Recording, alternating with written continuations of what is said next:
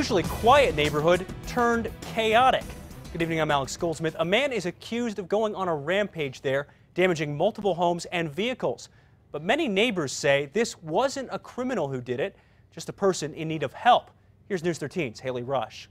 It took police using a beanbag shotgun to stop a mentally ill man's spree of terror through this neighborhood right here. And that man's brother says it could have been much worse.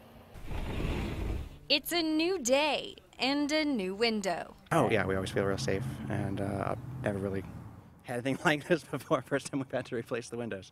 Residents say yesterday it was a different scene.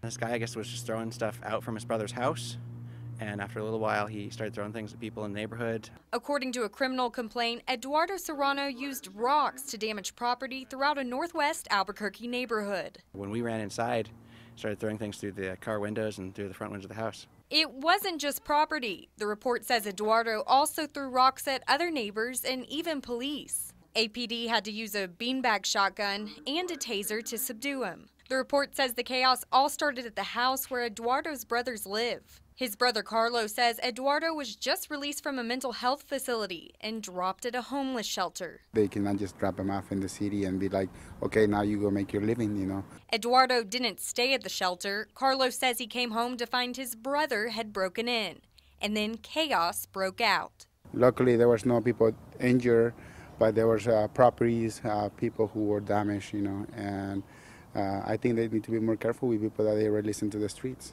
But some neighbors we spoke with say while they were frightened, they're not upset with Eduardo. As for McClung, he says what happened here actually brought the neighborhood together. We met a couple neighbors we hadn't met before because they came out just to make sure everything was okay, so that was real good.